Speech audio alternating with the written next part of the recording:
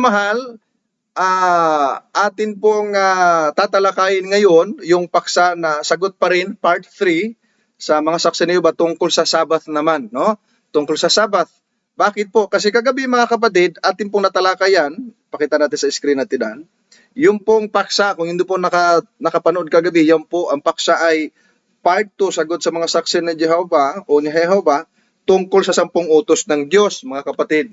At inyong napakinggan, siguro napakinggan ninyo yung ating pagtalakay, mga minamahal.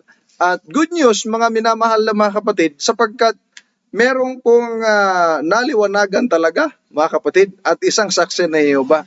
At ngayon po ay ongoing yung Bible study nila ng kapatid na Benny. Pakita nga natin sa screen natin Dan yung pong kanyang comment doon po sa video natin kagabi na kanyang napanood. Ayan po, ang sabi ni kapatid na Bob Dabdan, ang sabi niya, now naliwanagan ako, isa akong dating saksi ni Jehovah. Ayan. Pero may nalaman ako taliwas sa tunay na turo, kaya naglaylo ako sa pagdalo. Now po, dahil naghahanap ako ng tunay na aral at kasalukuyan ako nakikipag-Bible study kay kapatid na Benny. Doon ko nalaman na maraming maling aral. Salamat, sana magtuloy-tuloy ako sa pagkuha ng aral sa mga Seventh-day Adventist. Salamat po. Ayan. So yan po isang good news mga kapatid, sapagkat ito po ay Jehovah's Witnesses member, pero naglaylo siya dahil lumalaman niya taliwas yung aral. Mga kapatid, bakit taliwas? Lalo nung napanood niya kagabi, talagang taliwas daw. Bakit? Yung 10 utos, hindi daw sundin, pero mahalaga at mapapakinabangan. Mga kapatid. So, medyo inconsistent at kontra-kontra yung aral, mga minamahal na mga kapatid. Ano po? Kaya, salamat sa Diyos, ang ating palang programa ay naging pakinabang din ng iilan, mga minamahal na mga kapatid. At nakita na nga natin na may bunga na sa tulong ng banal na Espiritu ang ating paglilingkod. Kaya hindi po nasasayang hanggat nakikita natin na naging pakinabang, nagbibigay ng lakas sa atin pong mga taga-subaybay at nakakatulong doon po sa mga nagsasaliksik ng katotohanan. Hindi rin po tayo magsawang maglingkod, hindi rin po tayo magsawang magbahagi ng mga katotohanan, mga kapatid. And we are planning ni Atida na magkaroon tayo ng segment na yung parang short video clip lang, mga kapatid. I think 5 to 10 minutes. Siguro that's enough para magkaroon ang haba ng video, mga kapatid, para ma-share natin yung parang short inspirational messages lang siya, no? Nating i-share at hindi lang siya doctrinal kundi about Christ, mga minamahal, no? About Christ promises, mga kapatid, about sa mga pangako na nasa banal na kasulatan. Okay? Sa mga oras na ito, mga minamahal na mga kapatid, ay atin pong tatalakayin yung pong pagtutol nila sa Sabbath, mga kapatid. Yung kasi mga Jehovah's Witnesses, they are not keeping the 7th-day Sabbath like the Seventh-day Adventists did, mga kapatid. And then, ang madalas ko pong nakikita sila, kahit yung mga nakakausap ko ng mga saksi, ay every Sunday meron silang holy gathering o holy assembly, tinatawag nilang mga pagsamba, mga kapatid. Ngayon, atin po nga alamin ano ba talagang itinuturo ng Biblia at ano po ang kanilang itinuturo, mga kapatid. Ayon po sa kanilang official website, sa turo ng Biblia, mga tanong Kristiyano, Sabbath, ito ang sabi nila, no? Sabi nila, dapat bang ipangilin ng mga Kristiyano ang Sabbath? Ang sagot ng Biblia, sabi nila rito, hindi hinihiling sa mga Kristiyano na ipangilin ang lingguhang Sabbath. Ang mga Kristiyano ay nasa ilalim ng kautusan ni Kristo at hindi kasama rito ang pangingili ng Sabbath. Paano tayo nakatitiyak? Number 1, sabi niya, una, isaalang-alang ang pinagmula ng Sabbath. Actually, mga kapatid, ay kung ating titingnan, mas magandang sagutin at mas madaling sagutin yung pong mga argumento nilang ganito. Like for example, sa tanong nila, sila rin yung may tanong, sila rin yung sumagot. At sabi niya, ang sagot ng Biblia. Sabi rito, dapat bang ipangili ng mga Kristiyano ang Sabbath? Parang tanong nila kagabi sa 10 utos, dapat bang sundin ng mga Kristiyano ang 10 utos? Ang sagot ay hindi. Tapos pagdating sa unahan, mapapakinabangan, importante o mahalaga, sinusunod ang ilang bahagi. O, di ba nakakalito, mga kapatid? No? Dito, Ang sabi nila, hindi niya hinihiling sa Kristiyano ang ipangilin ang lingguhang Sabbath o yung weekly Sabbath, and that's the seventh-day Sabbath na tinatawag natin Saturday or Sabado o Sabbath, mga kapatid. And then, ang sabi nila, ang Kristiyano ay nasa ilalim ng kautusan ni Kristo at ang wika pa nila mga kapatid ay hindi kasama rito ang pangingilin ng Sabbath. Are you sure, mga Jehovah's Witnesses? May sinabi ba si Kristo na sa kanyang utos hindi kasama ang Sabbath? Medyo duda tayo riyan, mga kapatid. Bakit? Kasi si Jesus Christ mismo ang nagsabi, maraming beses niyang binanggit ang Sabbath, mga minamahal. No?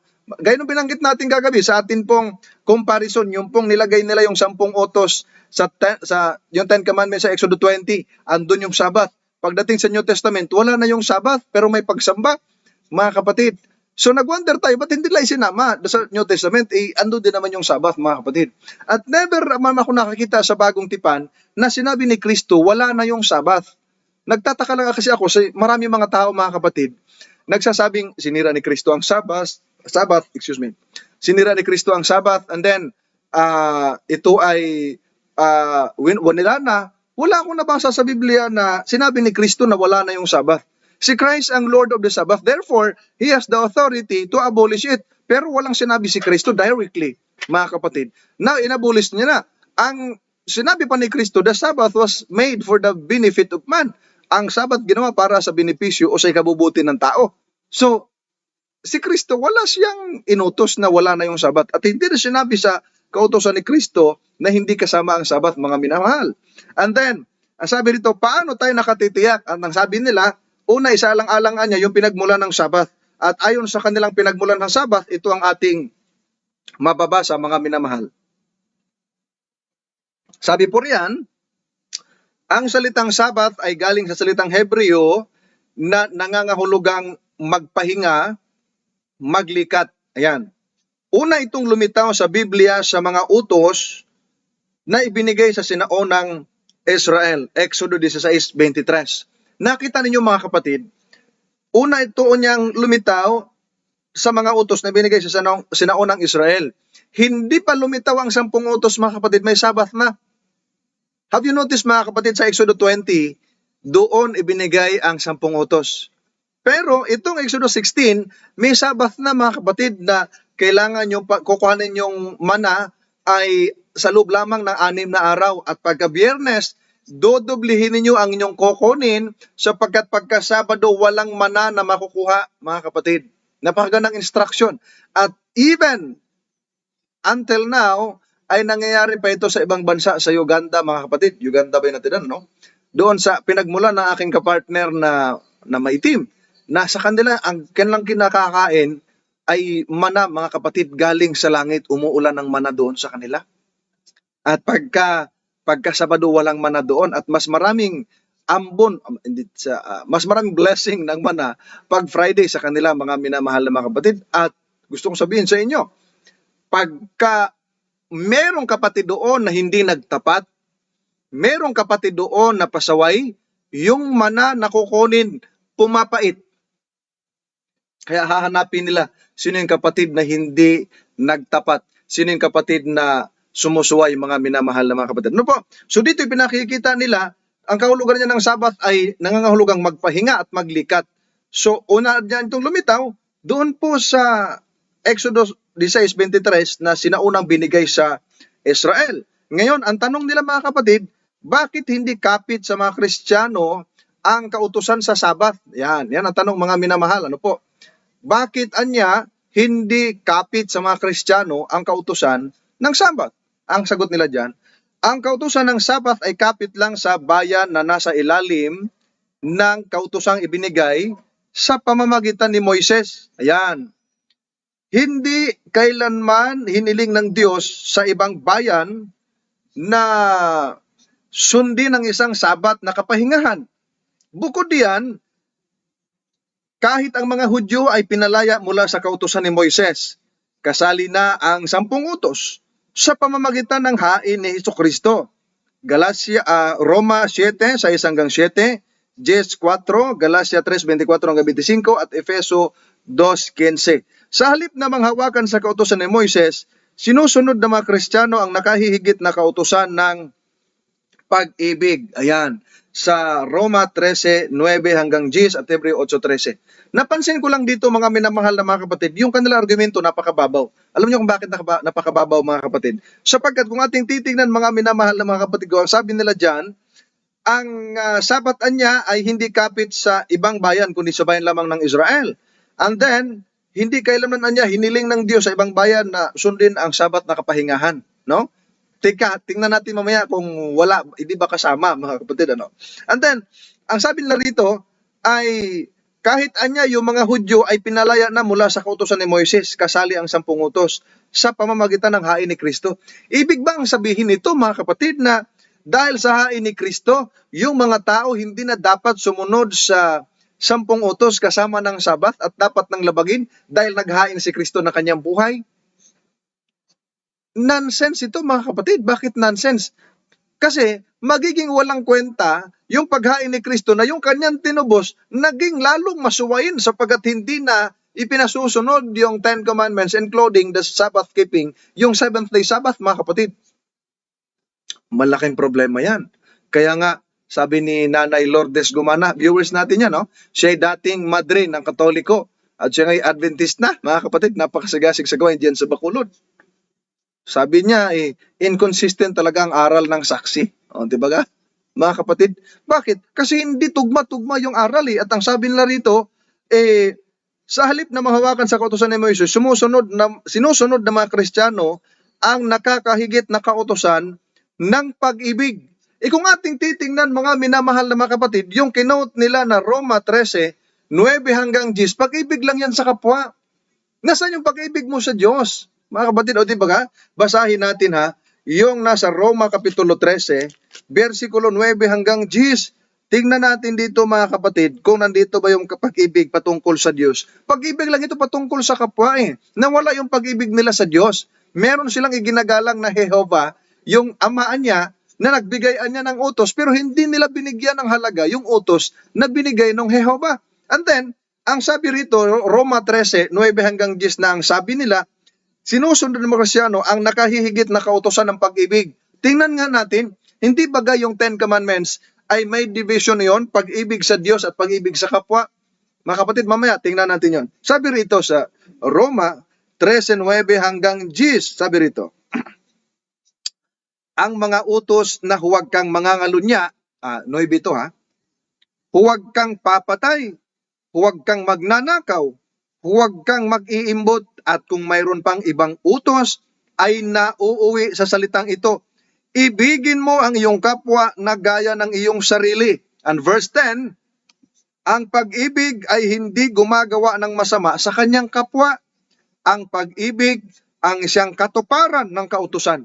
Nakita niyo mga minamahal na mga kapatid, wala yung pag-ibig sa Diyos dito Pag-ibig ito sa kapwa. At kung titingnan natin, itong binabanggit sa Roma 13, versikulo 9 hanggang 10, nasa 10 utos mga kapatid. Yung huwag kang mangangalunya, huwag kang papatay, huwag kang magnanakaw, huwag kang mag-iimbot, nasa 10 utos Ibigin mo ang iyong kapwa na gaya ng iyong sarili. Kaisahan mga kapatid, nasaan yung pag-ibig sa Diyos? Ba't yan ang kinote ninyo? Mga kapatid, no? Di ba ka? At ang sabi nila, nakahihigit daw na kautusan nito. Hindi nakahihigit ito. Bakit? Kasi pasagutin natin si Kristo, alin ba ang higit o dakila sa kautusan? Pakinggan natin kung ito bang nasa Roma 13:9 hanggang 10 na pag-ibig sa kapwa. O pakinggan natin si Kristo ha. Panginoong Jesus, alin ba ang dakilang utos sa kautusan? Tanungin natin ang Panginoong Jesus. Ano ang sagot ng Panginoong Jesucristo? Kapitulo 22 ng Mateo, ang mga versikulo 36 hanggang 40 na binasa natin kagabi. Ang sabi rito, Guro, ito yung tanong ng isang tao alin ba ang dakilang utos sa kautusan? 37. At sinabi sa kanya, ibigin mo ang Panginoon mong Diyos ng buong puso mo at ng buong kaluluwa mo at ng buong pag-iisip mo. Verse 38, ito ang dakila at unang utos. O nakita ninyo? Dakila at unang utos ha?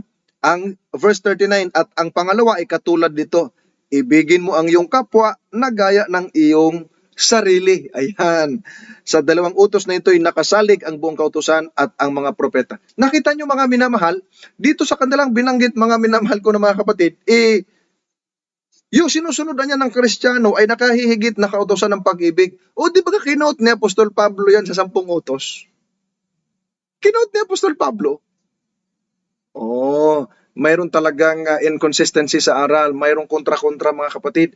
At ang masaklap pa rito, nakahigit anya na kautusan ng pag-ibig yung nasa Roma 13 patungkol sa pag-ibig sa kapwa. Nakalimutan yung pag-ibig sa Diyos, yung Jehovah na kanilang ipinagmamalaki mga kapatid ko. Pinagmamalaki yung pangalan, nilalabag naman ng kautusan. At binanggit nila rito mga kapatid na hindi daw kasali yung ibang bayan, no? Yung ibang mga tao na hindi Hudyo. Pakinggan natin ang Panginoong Diyos sa sabi niya. Ang sabi riyan, sabi diyan, Isaiah 56, versikulo 6, at ang mga dayuhan na sumanib sa Panginoon.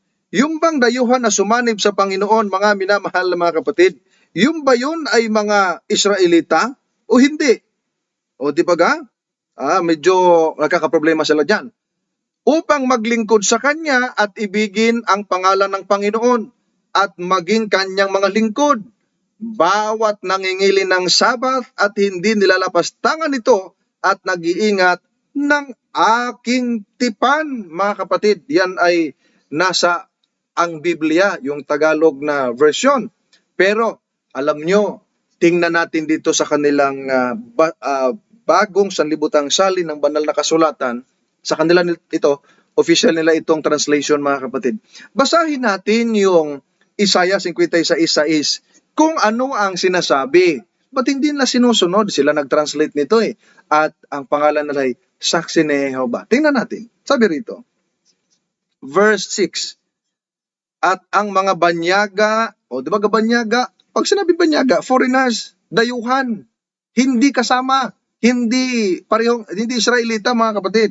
Dayuhan nga, banyaga nga. Sabi rito, at ang mga banyaga na lumakip kay Jehovah, ayan Jehovah, upang maglingkod sa Kanya at umibig sa pangalan ni Jehovah, upang maging mga lingkod niya, lahat ng nangingili ng Sabat. Ayan, nakikita niyo mga kapatid.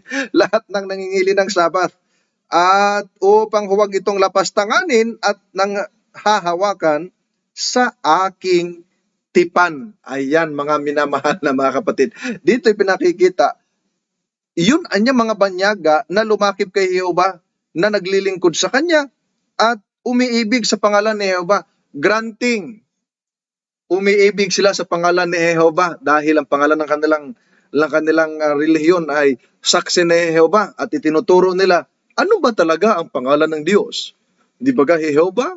Di ba paano mo siya ipakilala? Di ba Jehovah? Yun ang kanilang argumento mga kapatid. So iniibig nila ang pangalan ni Jehovah. Ang problema, yung mga umiibig kay Jehovah dito na mga banyaga, sila banyaga yan Pag sinabing banyaga, hindi sila kabilang sa Israel. At ang kanilang argumento, yung Israel lamang ang binigyan ng Sabat. At ang aral na nandito sa 6 mga kapatid, ang liwanag mga kapatid ko. Ang sabi rito yung banyaga na lumakip kay Jehovah at gusto maglingkod sa Kanya at umibig sa Kanyang pangalan na Jehovah. Ayun, talagang sakto mga kapatid sa kanila akma. Bakit? Iniibig nila ang pangalang Jehovah. Bakit? Kasi talagang pinagmamalaki nila. Ang problema, hanggang ibig lang na salita, wala sa gawa. Bakit? Kasi dapat kung may pag-ibig ka kay Jehovah at lumakip ka sa Kanya, kahit ikay banyaga, ang sabi rito mga kapatid, mangingilin o nangingilin ng Sabat at huwag itong lapastanganin. Kaya tama ang Seventh-day Adventist Mga kapatid, kasi kung tama yung saksi ni Jehovah, baka nandun ako ngayon sa kanila. Mga kapatid, mali.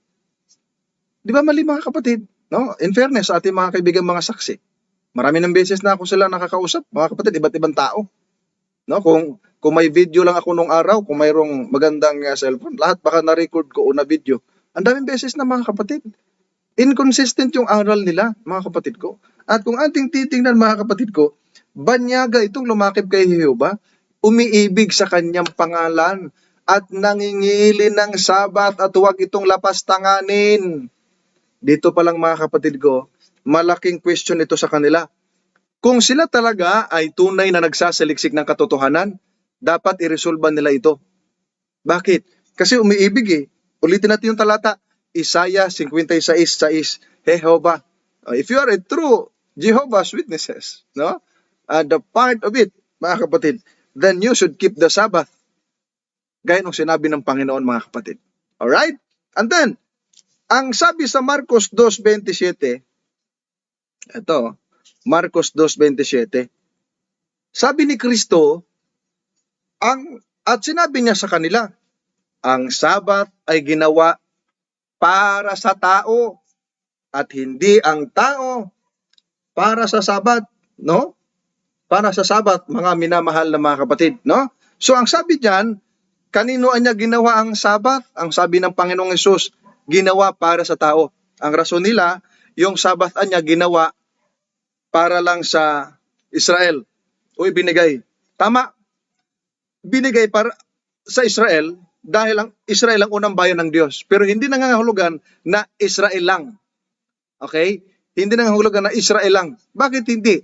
Sapagkat yung Sabbath, in-establish ng Diyos doon pa sa Genesis. In the time of creation, after the creation, mga kapatid. Mamaya, talakayin natin yan. No? Kasi mismo sila lumapag doon. Ngayon, sasabihin nila, parang ginawa ngayon para sa Israel. Hindi para sa Israel lang. Binigay siya sa Israel dahil unang bayan na pinili ng Diyos. Pero dito sa Isaiah 56, niliwanag dito, mga kapatid, na kapag kahit ikay banyaga, pag lumakit ka sa Diyos, ibig sabihin, isuko mo yung buhay mo, maglingkod ka sa Kanya, mangiling ka ng Sabat at huwag lapastanganin. Iniibig, sabi ng Panginoon Iniibig. At niliwanag ni Kristo, ang Sabat ginawa para sa tao. Yung salitang tao dyan na may underline, mga kapatid, galing sa Greek word na anthropos, no? Anthropos. Pag sinabing anthropos, mga minamahal na mga kapatid, mankind, human being. At kapag ikaw ay human being, kasama ka sa Sabat na ipapangilin, mga kapatid. No? Ang sagot naman nila, lahat naman ng Israelita ay tao. Tama. Pero ang sagot natin, hindi ng lahat ng tao, Israelita. Meron ding Pilipino. Mga kapatid. Merong Amerikano at may iba pang lahi, mga kapatid. Pero ginawa yan para sa tao. Therefore, kung gusto mong sumanib o lumakip sa Panginoon, no? Lumakip, mangiling ka ng Sabat. Yun ang tamang paraan, mga kapatid, no? At we encourage doon sa at we advise doon sa mga saksi niyo ba, kung talagang pinahalagahan niyo ang Panginoong Diyos, no, yung Jehovah na ginagamit ninyo, sumunod kayo sa utos niya. Sabat. Banyaga naman kayo, hindi naman kayo kasama sa Israel. Sumunod kayo, no? Mga minamahal na mga kapatid. Alright? And then, tuloy natin. Sabi rito sa Isaiah 56:2, okay na, 6. Ngayon, tuloy na natin sa 2. Sabi rito. Iangat lang natin ng konti. Sabi riyan, mga minamahal, ano ang sabi diyan? Mapalad ang tao gumagawa nito at ang anak ng tao na nanghahawak dito na nangingili ng Sabat at hindi ito nilalapastangan at umiiwas sa paggawa ng anumang kasamaan. Ayun, mga kapatid, nakita natin ano ang tawag doon sa taong gumagawa nito, yung nangahawak dito. Mapalad, yung nangingili ng Sabat at hindi ito nilalapastangan. Kapag sinabi mapalad, blessed ka, happy ka. Yun ang napakaganda. Sino yung mapalad? Yung mga Seventh-day Adventist. Bakit? Nangingili ng Sabat Kahit banyaga, pero lumakip sa Panginoon, inibig ang Panginoon, nangili ng Sabat, hindi ito nilapastangan. Napakagandang turo, mga kapatid. Mapalad. Who are they? Sila yung mga Seventh-day Adventist, no? Mga minamahal na mga kapatid. Kaya nga, ang sabi rito pakinggan natin 58:13 ng kanilang libro sa kanilang Bible. Isaiah 58:13. Tingnan natin kung anong sinasabi. Sabi rito, kung dahil sa Sabat ay iuurong mo ang iyong paa sa paggawa ng iyong sariling kaluguran sa aking banal na araw. O nakita nyo, ginawang banal na araw na Jehovah yung Sabat. Pero hindi binigyang halaga ng mga kaibigan natin saksi ni Jehovah. At ang sabi rito, at ang Sabat ay tatawagin mo ngang masidhing kaluguran. O di ba ga? Dapat masaya ka pag nakarinig mo ka ng Sabat. Uy, masaya na naman tayo kasi magkakasama tayong sasamba sa Diyos. Dapat ganun no?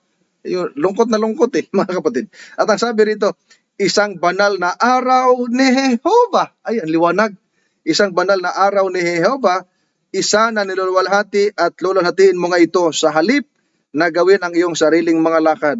Sa halip na hanapin ang kinalulugdan mo at magbitiw ng salita. Ayan. Nakita nyo mga minamahal na mga kapatid, dito sa kanilang libro ay napakaliwanag mga minamahal na mga kapatid ko, no? Na ang araw ng banal ay araw ng Sabat at ang mismong Jehovah ang nagbanggit noon mga kapatid. Next, ang sabi nila dito, ito yung parang question and answer nila at argumento, sagot nila. Ito yung nakasulat. Mga maling akala tungkol sa Sabat, ang sabi nila, no, mga kapatid. Sabi diyan, maling akala niya. Itinatag ng Diyos ang Sabat nang magpahinga siya noong ikapitong araw. Ang sagot nila, ang totoo, sinasabi ng Biblia, excuse me, pinasimulang pagpalain ng Diyos ang ikapitong araw. Ang ganda ng sagot Pinasimulang pagpalain ng Diyos ang ikapitong araw at ginawa itong sagrado. Sapagkat noon ay nagpahinga o nagpapahinga na siya mula sa lahat ng kanyang gawa na nilalang ng Diyos upang gawin. Genesis 2 verse 3. Ang talatang ito ay hindi kautusan para sa tao, sabi nila. Kundi sinasabi lang nito kung ano ang ginawa ng Diyos noong ikapitong araw ng paglalang. Walang binabanggit ang Biblia na sino man nanangilin sa araw ng Sabat bago ang panahon ni Moises. Ayan. Mga kapatid, naniniwala naman sila na yung Diyos doon ay yung ni Jehovah na kanilang pinaniniwalaan. And then, ang sabi nila, yung akala daw ng tao, maling akala, ay yung Sabbath, itinatag ng Diyos nang magpahinga siya noong ikapitong araw. Ang tutuan niya, sabi nila, hindi daw ito kautusan para sa tao, at ang sabi nila, ginawa ng Diyos ang ikapitong araw, noon lang sa paglalang. Pero wala niyang binanggit sa Biblia na may nangilin ng Sabat. Gusto nilang ipalabas mga kapatid, pag walang nangilin, mali na. Okay? Pag walang nangilin. Ang problema, hindi ibig sabihin na mga kapatid na walang sinabi ang Biblia na may utak si Adan, wala nang utak si Adan nung likhain. Anong laman? Puro buto. Kapatid, ba? Napakamaling argumento. Ngayon, atin pong alamin, yung po kanilang Biblia mismo na banal na kasulatan o bagong salin na banal na kasulatan, basahin natin ang buo. Genesis Kapitulo 2, 1 hanggang 3. Ano ba talagang ginawa ng ating Panginoon? Sabi rito, sa gayon ay natapos ang langit at ang lupa at ang buong hukbo nila. At sa ikapitong araw ay natapos ng Diyos ang kanyang gawain na ginawa niya. At siya ay nagpasimulang magpahinga noong ikapitong araw mula sa lahat ng kanyang gawain na ginawa niya. Verse 3, at pinasimulang pagpalain ng Diyos ang ikapitong araw at ginawa itong sagrado sapagkat noon ay nagpahinga na siya mula sa lahat ng kanyang gawa na nilalang ng Diyos upang gawin. Ayan, nakita nyo mga minamahal na mga kapatid. Ang tatlong bagay dyan na mahalagang pwede nating mapansin. Ang Diyos nagpahinga. Sa Hebrew, kasi niya yung salitang pahinga dyan, Shabbat mga kapatid. Shabbat ang nakalagay dyan. Alright? And then, pinasimulang pagpalain ng He blessed, no? Pinagpala ng Panginoon at ginawa itong banal, sagrado Ito palang, ang tawag dito, in-establish ng Diyos, in-institute ng Diyos yan sa after ng creation, mga kapatid. Nung siya nagpahinga, kanyang pinagpala at ginawang banal, mga minamahal na mga kapatid. Sapagkat noon ay nagpahinga na siya mula sa lahat ng kanyang gawang nilalang ng Diyos upang gawin. So therefore, mga minamahal na mga kapatid, dito, in-institute ng Diyos, hindi para sa kanyang sarili, mga kapatid, para sa kapakinabangan ng tao, for God's glory, mga minamahal na mga kapatid. So mali ang argumento na sasabihin nila, wala namang kasing nangilin. Ibig ba sabihin na kung walang mabasang walang nangilin ay hindi na dapat ipangilin? Ang Diyos ang naglagay niyan sa lahat ng araw. Ito ang kakaibang araw, ang Sabbath day, ang Sabado. Bakit? Una, ang Diyos nagpahinga. Di kung tunay ka tagasunod ng Diyos, dapat ang Diyos kung nagpahinga sa ikapitong araw, ikaw na tagasunod niya, magpahinga rin. And then, pinagpala niya, ginawa niyang banal. At huwag kayo. Mamaya basahin natin yung Ezekiel 20. Siguro basahin natin mga kapatid. Tingnan natin ha. Yung Jehovah na Diyos na kinikilala nila mga kapatid ay merong sinasabi pagka sinusunod yung Sabat. O pakinggan ninyo ha. Exodus 20 versikulo 12. Ang wikay ganito. At ang aking mga Sabat ay ibinigay ko rin na sa kanila upang maging isang tanda sa pagitan namin, upang makilala na ako ay si Jehovah na siyang nagpapabanal sa kanila. Nakita niyo mga minamahal? Ang sabi rito, yun anyang Sabat ibinigay sa kanila upang maging tanda sa pagitan ni Jehovah at sa kanyang bayan, upang malaman na siya nagpapabanal sa kanila. Nakita niyo, ang Diyos ay banal. Maliwanag po yan sa Biblia. Yung Sabat na ikapitong araw, ginawa niyang banal. O di ba gan, binasa natin, ginawang sagrado. Ngayon, kapag ikay mangingilin, sapagkat ito'y tanda ng Diyos sa kanyang bayan, pag nangingilin ka, malalaman mo na siya yung Diyos na nagpapabanal sa iyo. O di ba napakaganda? Yung Diyos ay banal. Yung Sabat, ginawa niyang banal. At ikaw na nangingilin ng Sabat, makilala mo na siya yung Diyos na nagpapabanal sa iyo. Ayan. Diyan tayo maliwanag, mga minamahal na mga kapatid. Next, na maling akala nila. Sabi rito, maling akala. Ang mga Israelita ay nasa ilalim na ng kautusan ng Sabat bago pa nila tinanggap ang kautusan ni Moises. Sagot nila, ang totoo, sinabi ni Moises sa mga Israelita, si Jehovah nating Diyos ay nakipagtipan sa atin sa Horeb, ang lugar sa palibot ng bundok Sinai. Kasama sa tipang ito ang kautusan ng Sabat. Deuteronomio 5, 2 at 12. Ipinakikita ng karanasan ng mga Israelita na bago sa kanila ang Sabat. Kung ang mga Israelita ay nasa ilalim ng kautusan ng Sabat, samantalang nasa Ehipto pa sila, paano pinaalala ng Sabat ang kanilang kaligtasan mula sa Ehipto, gaya ng sinabi ng Diyos na gagawin ito? Deuteronomio 5:15. Bakit kinakailangan na silang sabihan na huwag mamulot ng mana sa ikapitong araw? At bakit hindi nila alam kung ano ang gagawin sa kaso ng unang tao na lumabag sa kautusan ng Sabat? Dito mga minamahal na mga kapatid ay pinaghahalo-halo nila, minimix-mix nila. Kaya tuloy nagkaroon sila ng problema at inconsistency mga kapatid, no? Ang aral nila. Sapagkat ang sabi nila rito, ipinakikita ng karanasan ng mga Israelita na bago sa kanila ang Sabat. Kung bago sa kanila ang Sabat, bakit nagsimula yung Sabat sa salitang remember? Kung first time sa kanila, bakit remember? Meron ba namang remember na first time? Mali. Pag sinabing remember, alalahanin mo. Ano yung alalahanin mo kung wala namang nangyari noon? Wala namang ibinigay ang Diyos o wala namang Sabat mga kapatid. So, di ba? Yan ang malaking problema mga kapatid ko, no? Yan ang malaking problema. Ngayon, alamin natin, ang sabi nila, ibinigay lang daw ang Sabat, paalala, dahil sa kaligtasan mula sa Ehipto, nang sinabi ng Diyos na gagawin ito. Malaking problema yan kung galing sa Ehipto. Ang Sabat, parang pakipagtipan na dahil niligtas sa Ehipto ay mangirin ng Sabat. Tingnan nga natin kung yan ba ang rason ng Diyos nung isulat dito ni Moises ang Exodo, mga kapatid. Yan ba ang rason kung bakit ipinangingilin yung Sabat na ikapitong araw? Dahil niligtas mula sa Ehipto o dahil naglikha ang Diyos ng 6 na araw? Pakinggan natin. Dito po sa Exodo Kapitulo 20, versikulo 8 hanggang 11 sa banal na bagong salin ng banal na kasulatan na kanilang salin. Ito ang sinasabi. Sabi nila riyan, bilang pag-alaala sa araw ng Sabat upang ituring itong sagrado, ikaw ay maglilingkod at gagawin mo ang lahat ng iyong gawain sa 6 na araw. O, dyan muna tayo. Pansinin muna natin, bilang pag-alaala sa araw ng Sabat, paano alalahanin yung araw ng Sabat kung walang Sabat ng araw? Okay? At paano maituring na sagrado ito kung hindi talaga ito sagrado, mga kapatid? No? At ang sabi pa nila, sasalin nila ito maglilingkudan niya at gagawin ang lahat ng gawain sa 6 na araw. Verse 10, pakinggan ninyo kung para kanino ang Sabat. Ito, ngunit ang ikapitong araw ay Sabat kay Jehovah, ayun, na iyong Diyos.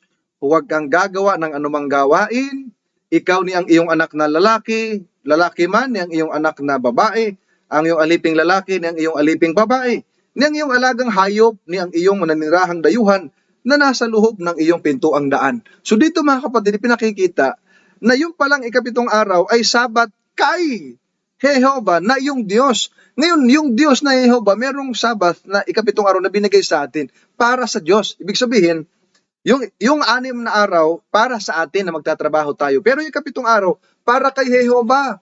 Una, benepisyo natin makapagpahinga tayo sa ating hanap buhay. Pangalawa, ito'y blessing sa atin dahil binigay ng Jehovah ito, ng Diyos na Jehovah sa atin. Ang malaking problema, yung mga saksi na Jehovah, hindi nila tinanggap ito. Kumbaga, kiniklaim nila yung Jehovah na pangalan ng Diyos, tinatanggihan yung utos. No, hindi kami pwede riyan. Kristiyano kami. Na ano na, meron ba namang Pinoy nung araw na ganun, mga kapatid, no? Sabi rito, at alamin natin yung rason. Yung bang Sabat na ibinigay na alalahanin natin at ingatang banal, yun ba ay ang dahilan na ipinangingilin dahil yung mga Israelitay naligtas mula sa Ehipto? Ito ang sagot, verse 11. Tingnan natin. Sabi riyan, sapagkat kayo'y naligtas sa Ehipto, wala namang ganyan Ang nakalagay dyan, sapagkat sa 6 na araw ay ginawa ni Jehovah ang langit at ang lupa, ang dagat at ang lahat ng naroroon, mga kapatid. At nagpasimula siyang magpahinga sa ikapitong araw. Iyan ang dahilan kung bakit pinagpala ni Jehovah ang araw ng Sabat at ginawa itong sagrado. Ayan. So makikita ninyo mga minamahal na mga kapatid na ang talata nagpapahiwatig yung rason dahil nilikha ng Diyos ang langit at ang lupa at ang dagat at ang lahat ng nangaroon sa loob ng 6 na araw. At on the 7th day, nagpahinga ang Diyos, kanyang pinagpala at ginawang banal. Mas consistent ang aral ng Seventh-day Adventist when it comes to Sabbath keeping kaysa dito sa mga saksi ni Jehovah. Biblia na nila, hindi pa kumakampi sa kanila mga kapatid. Next tayo, dahil lumalalim ang gabi. Maling akala. Sa maling akala, binabanggit dito, ang Sabat ay isang walang hanggang pakikipagtipan, kaya dapat pa rin itong sundin. Ang sagot naman nila mga kapatid, ang totoo, binabanggit sa ilang salin ng Biblia ang Sabat bilang isang walang hanggang pakikipagtipan. Exodo 31:16. Biblia ng Sambayan ng Pilipino. Pero ang salitang Hebreo na isinaling walang hanggan ay maaari ding mga hulugang tumagal hanggang sa walang takdang panahon sa hinaharap. Ano pa't hindi laging nangangahulugan na magpakailanman? Halimbawa, ginamit ng Biblia ang salitang ito para sa ilarawan ang pagkasaserdote sa Israel na winakasan ng Diyos mga 2,000 taon na o 2,000 ng taon ang nakalipas. Ginamit ng Exodo 40:15, Hebreo 7:11 at 12. So dito mga kapatid, parang pinapalabas na hindi talaga walang hanggang tipan yung Sabat. Meron anyang tinatawag na limitasyon o may pagtapos. At yung pagtapos nga nito, ayon sa kanilang pag-aaral, ay noong namatay ang ating Panginoong Jesucristo. Teka, kung natapos ito nung namatay ang ating Panginoong Jesucristo, bakit yung mga babae pumunta, nangilin pa ng Sabat at kinabukasan pa bumalik doon sa libing? Mga kapatid, maling-mali, yung tagasunod ni Kristo yun mga kapatid ko. Ngayon, kung talagang ang Sabat ay hanggang doon sa kamatayan ni Kristo, bakit dito sa Isaias 66:22 at 23, ganito ang ating mababasa mga minamahal na mga kapatid. Isaias, ang sabi ganito, Isaiah 66:22 at 23, sapagkat kung paanong ang mga bagong langit at bagong lupa na aking lilikhain ay mananatili sa harap ko, sabi ng Panginoon. Gayon, ang sabi diyan, gayon mananatili ang inyong lahi at ang inyong pangalan. 23, at mangyayari na mula sa bagong buwan hanggang sa panibago at mula sa isang Sabat hanggang sa panibago, paruroon ang lahat ng tao upang sumamba sa harap ko, sabi ng Panginoon. O, di ba ka? Meron palang Sabat, bagong langit, bagong lupa yan. Tuloy-tuloy, mga kapatid. Tuloy-tuloy. O dito, sa bagong salin ng banal na kasulatan. Sabi ng kanilang Biblia mismo, 23. 22 muna.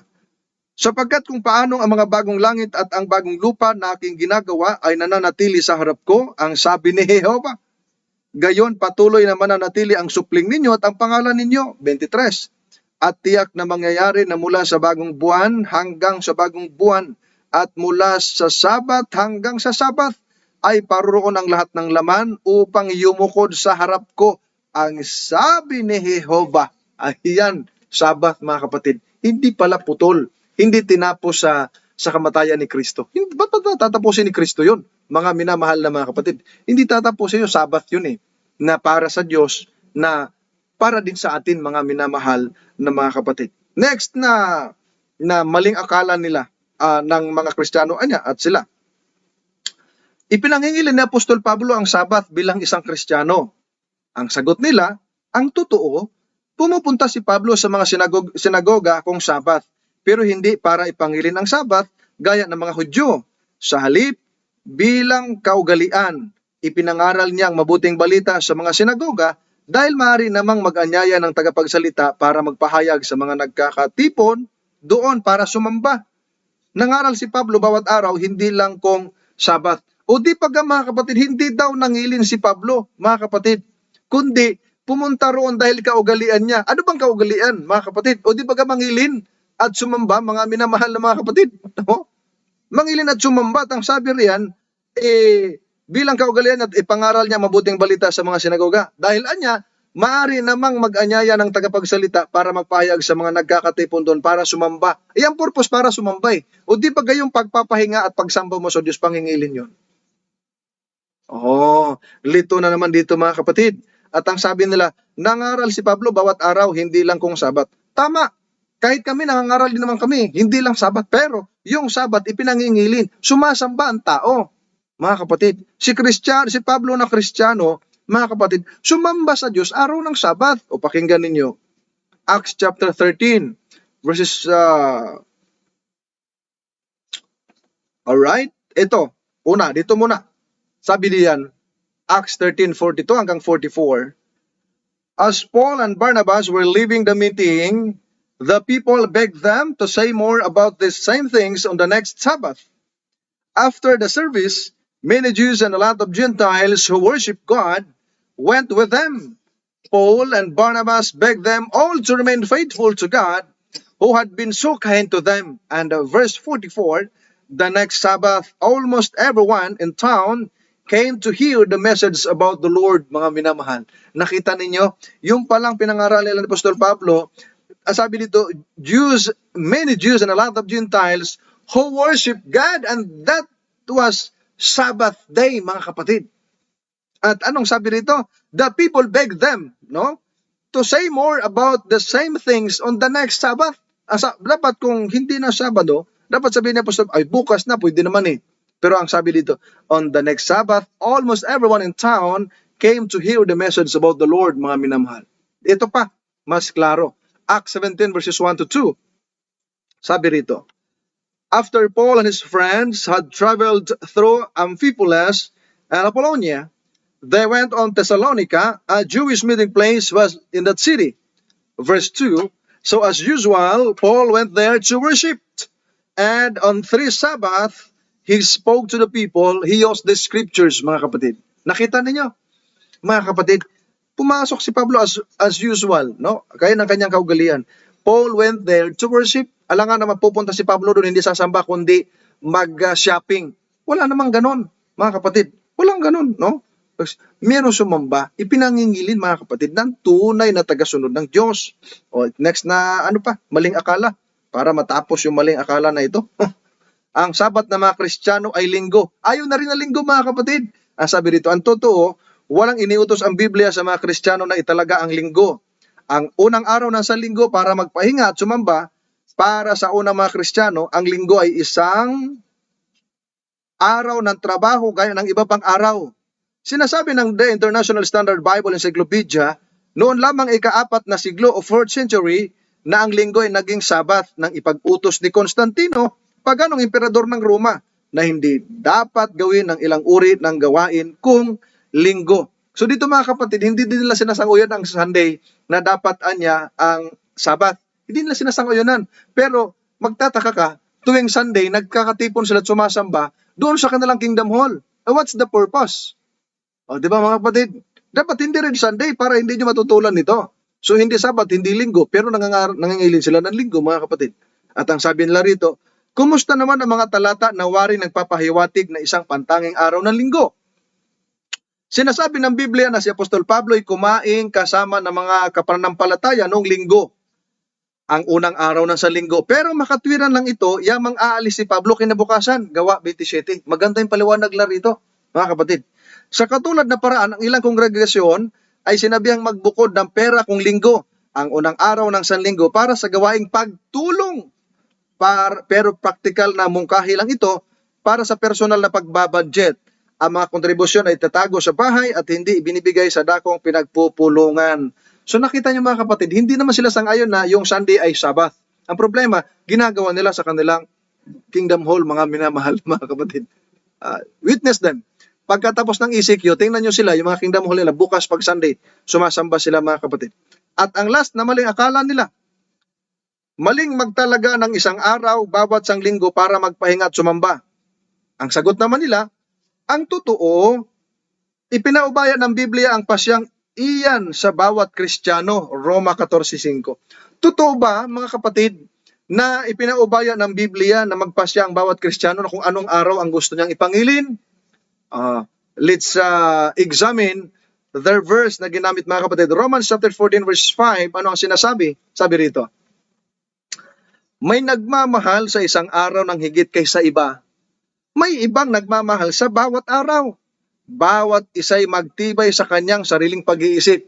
Ibig ba sabihin nito, pag may nagmahal ng isang araw kahigit sa iba, ibig sabihin may nangilin na higit sa ibang pangingilin at mayroon namang nangingilin ng araw-araw o bawat araw? Maling argumento mga kapatid. Hindi Sabat ang pinag-uusapan dito mga kapatid. Ibig sabihin, may taong special yung araw na ito kaysa ibang araw. Like for example, mayroon kayong anniversary, mayroon kayong monthsary, mayroon kayong birthday, nagpinapahalagahan nyo. Pero hindi naman araw-araw birthday nyo, hindi naman araw-araw monthsary. Hindi na yun monthsary, mga kapatid. Yun ang naging problema. Pati yung out of context ginagamit nila just to justify their very wrong arguments, mga kapatid, their very wrong beliefs, mga kapatid ko. And then, ano bang sinasabi ng Biblia? Magpapahalaga ka ba ng isang araw na sarili mong pasya? O gusto mo araw-araw? O meron talagang isang araw ang Diyos ang nagpasya? Pakinggan natin. Leviticus 23 verse 3 sa Good News Bible, it says, you have 6 days in which to do your work. But remember that the seventh day, the Sabbath, is a day of rest. On that day, do not work, but gather for worship. The Sabbath belongs to the Lord, no matter where you live. Napakaliwanag nito mga kapatid. Hindi naman ito salin ng Seventh-day Adventist, yung Good News Bible. Pero, ang sabi dito, meron tayong 6 na araw na magtrabaho sa ating gawain, ngunit alalahanin natin ang ikapitong araw ay Sabat, araw ng pahinga, at sa araw na yun huwag kang magtatrabaho at magkatipon kayo para sumamba. At ang Sabat ay para sa Diyos, belongs to the Lord, no matter where you live, saan ka man nakatira. You must keep the Sabbath.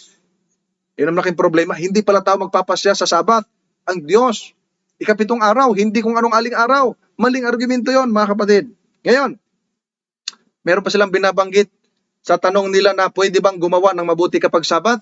Sabi nila rito, sumagot siya, ang mismong nagpagaling sa akin na nagsabi, buhatin mo ang hinihigaan mo at lumakad ka. Juan 5:10-11. Pinupunan ng mga Hudyong ito ang sinumang nagpapagaling sa panahon ng Sabat. Ang konklusyon ng mga saksi ni Yehova. Sabi nila, hinanap ng lalaki ang mga Hudyo na nagtanong sa kanya at sinabing si Jesus ang nagpagaling sa kanya. Nang malaman ito ng mga Hudyo, pinuntahan nila si Jesus. Nagpunta ba sila para alamin kung paano nagagawa ni Jesus ang gayong kamanghamanghang bagay? Hindi. Pumunta sila para hanapan ng mali si Jesus dahil gumagawa siya ng mabuti sa araw ng Sabat. Inuusig pa nga nila si Jesus. Ayan. Okay, dito tayo ngayon. Ang paggawa ng mabuti, hindi masama. Pero ang tanong, ano bang ginawa ni Jesus? Anong ginawa ni Jesus sa time na yon? Meron ba siyang ginawa? Sabihin natin, nagpagaling. Paano niya pinagaling? Meron ba siyang kinuha ng mga injection, pinagtutusok doon o ano mga binuhat niya ng mga medicine kits? Wala naman. Sinabi lang niya, he just told to the, yung sick person, na buhatin mo ang iyong higaan at lumakad ka. May ginawa ba si Kristo? Wala namang ginawa si Kristo. O, di ba ka? Masyado lang, kaya tama yung isang kasabihan eh. Yung mga Hudyo, napakasipag sumunod sa kautusan, ayaw kay Kristo. Yung mga Kristiyano, napakasipag mag-praise the Lord, ayaw sa utos ni Kristo, ayaw sa utos ng Diyos. Baligtad, mga kapatid. Di ba ka? Ay basahin natin, Matthew 12:12. Ano bang mabuti yun na dapat gawin sa Sabat? Ito. Gaano pa nga ang isang tao na may halaga kaysa isang tupa, kaya't matuwid na gumawa ng mabuti sa araw ng Sabat. Ito yung sabi ni Kristo. Dahil ang context nito, mga kapatid, kumain siya ng trigo. Nagpitas. Pitas ba yun? Nagpitas ng trigo, ng uhay. Tapos kumain siya mga aglagad. And then, sabi ni Kristo, nagreklamo kayo eh. Pag mayroong tupa kayo nahulog sa bangin, kinukuha nyo kahit araw ng Sabat. Mahalaga ang buhay ng tao kaysa isang tupa, kaya matuwid ang gumawa ng mabuti sa araw ng Sabat. It is lawful to do good on Sabbath. Ang problema, sasabihin nila mga kapatid, ibig sabihin, pwede maghanap buhay, mabuti yon. Hindi lahat ng mabuti pwede sa araw ng Sabat. Ito, sa Good News Bible, mas maganda yung pagkasalin para maunawaan ng ating taga-subaybay. Sabi rito, and a human being is worth much more than a sheep. So then, our law does allow us to help someone on the Sabbath. Kaya kung nanood kayo ng sermon ko ng Sabado, na your life is a message, mga kapatid. Meron sermon doon eh, naglalakad papuntang simbahan. Medyo na-late na dahil nag-TikTok sa gabi ng Friday. Na-late sa divine worship. May nadaanan siya na aksidente. Ang sabi niya, mamaya na kita tulungan. I am late for the divine service. Pagbalik na lang kita tulungan. Tipong patay na. So sabi ng Biblia, tinutulungan ng tao. Sabat yun, napadaan si Kristo. Sabi lang ni Kristo doon sa may sakit, bumangon ka, buhatin mong higaan at huwag ka na magkasala. Meron ginawa si Kristo? Walang ginawa si Kristo. He just told the sick person na bumangon at buhatin ang higaan. Marami lang binubutas, pati si Kristo pinaparatangan, mga kapatid ko. Ngayon, magkaiba ba yung nasa 12:1 ng Mateo, yung ng uhay, tawag doon? Pagpitas at sa pag-ani, magkaiba. Ang pag-aani, hanap buhay talaga yun, pagtatrabaho. Tapos gumagamit pa ng tarik ba yun? Yung ginagamit? Karit. Gumagamit pa. Ang hirap pag hindi tayo Tagalog. Sabi rito, Exodo 34:21 ito eh. Namali lang tayo. Sabi rito, mga kapatid, 6 na araw na gagawa ka, ngunit sa 7th araw ay magpapahinga ka. Sa panahon ng pagbubukid at sa pag-aani ay magpapahinga ka. Yan po ay Exodo 34:21. Namali lang tayo ng kulang yung 4. Sa kamamadali, mga kapatid. So dito, ang 7th araw ay magpapahinga. 6 na araw gagawa. At sa panahon ng pagbubukid at sa panahon ng pag-aani, magpapahinga. Hindi naman nag-aani yung mga alagad nung kumain eh. Kumuha lang sila dahil nagutom. Mga kapatid, alangan mo mapasma. Hindi ganon. Kaya, huwag mamaliin nila yung kautusan ng pag-alaw ng paggawa ng mabuti, pagtulong sa kapwa yon ng mga emergency, mga minamahal na mga kapatid. Ngayon, bago tayo magtapos, malapit na tayo magtapos, bakit hindi kayo nangingili ng Sabat? Ito yung tanong ng mga saksi sa kanilang sarili. Sagot nila, mari kayong sumagot, sabi ng mga leader sa kanilang miyembro. Ang sagot ko ay depende sa kung aling Sabat ang tinutukoy ninyo. Alam ba ninyo na may higit sa isang Sabat na binabanggit sa Biblia? Sabi ng mga saksi, ang Diyos ay nagbigay ng mga kautosang Sabat sa mga Hudyo. Ngunit alam ba ninyo na may binabanggit sa Biblia ang ibang uri ng Sabat na dapat ipangili ng mga Kristiyano? Pagkatapos ay maring idagdag. Una, wala kaming ipinangingiling araw bawat sanlinggo bilang Sabat. Sapagkat sinasabi ng Biblia na ang kahilingang iyon ay lumilipas. Tapusin muna natin dyan. Sabi nila dyan, sasagot nila, wala silang ipinangingiling araw bawat sanlinggo bilang Sabat. Sapagkat yun anyang kahilingang iyon ay lumilipas. Ang problema, ba't sila nagkakatipo ng araw ng linggo? Ano yun, sumasabay sa uso ng nakararami? Malaking question yan. Pangalawang rason nila, 2 Korinto 3:7 hanggang 11. Sabi nila riyan, tingnan ang mga komento tungkol dito sa pahina 373 hanggang 374. At ang sabi nila, ngunit merong isang Sabat na lagi naming ipinangingilin. they quoted Hebrews chapter 4 verses 4 hanggang 11. Ano ba yung Sabat na isang Sabat na lagi nilang ipinangingilin, mga kapatid? Alamin nga muna natin yung versikulo 4. Medyo nadula sila rito, mga kapatid. Ayan o, Hebreo 4:4. Sapagkat sa isang dako ay sinabi niya, ang ganito tungkol sa ikapitong araw, at nagpahinga ng ikapitong araw ang Diyos sa lahat ng kanyang mga gawa. Ayan, nakita ninyo, mga kapatid, dito pinakikita. Merong ikapitong araw silang ipinangingilin kung susundan natin yung sinabi nila. Sabi kasi nila, ngunit merong isang Sabat na lagi naming ipinangingilin. Hebreo 4 hanggang 11. Ipagdating sa 9 hanggang 10, mga kapatid, kung lumilipas yon, sabi dito, kaya may nanatili pang Sabat na pagpapahinga para sa bayan ng Diyos. Verse 10, sapagkat ang tao na pumasok sa kapahingahan ng Diyos ay nagpahinga na rin naman mula sa kanyang sariling mga gawa, gaya ng ginawa ng Diyos mula sa kanyang mga gawa. Kita ninyo, ang Diyos kailan ba nagpahinga? After 6 days ng kanyang creation, 7th day nagpahinga. Therefore, sila nangilin din ng 7 araw, hindi lang sinasabi, mga kapatid. Baka leader lang yung nangingilin, mga kapatid. Bakit? Kasi sabi nila, ngunit mayroong isang Sabat na lagi naming ipinangingilin. Ang problema, ayon sa Hebreo 4, mga kapatid, 4, 7th day, yun ang malaking problema. Pagdating sa verse 11, sila nagsabi nito, mga kapatid, pakinggan nyo, verse 11, bagong sanlibutang salin. Sabi riyan, sa makatuwid ay gawin natin ang ating buong makakaya na pumasok sa kapahingaang iyon, dahil baka may sino mang mahulog sa gayon ding uri ng pagsuway. O diba, natakot sila na baka meron ding mahulog sa ganung uri ng pagsuway ng mga Israelita na di nakapasok. Kailangan daw na gawin ang ating makakaya na pumasok sa kapahingaang iyon. Kaya ang ating paanyaya, gawin ninyo ang inyong makakaya na maging masunurin sa utos ng Diyos, lalo na yung Sabat na tanda ng bayan ng Diyos. Meron pala kayong Sabat na pinangingilin At kinote nyo Hebreo 4:4 hanggang 11, ikapitong araw. And that's the 7th day Sabbath, Saturday o Sabado sa atin, mga kapatid. No? Kaya dyan natin nakita ang kontra-kontrang aral ng saksi, inconsistent, laban bawi. Pero nakita natin sa dulo, sa kanilang aktual na ginagawa, linggo. Pero sa ayong sa banat nila rito, meron silang isang Sabat na pinangingilin, Hebreo 4:4 hanggang 11, ikapitong araw, mga kapatid. No? Sana may nakapanood ng mga saksi na iba't sa biyaya ng Panginoon, sa tulong ng Banal na Espiritu, mabuksan ang isipan niyo gaya ni kapatid na Bob na naliwanagan sa ating pag-aaral at tuloy-tuloy pa ang pag-aaral ng kapatid na Benny.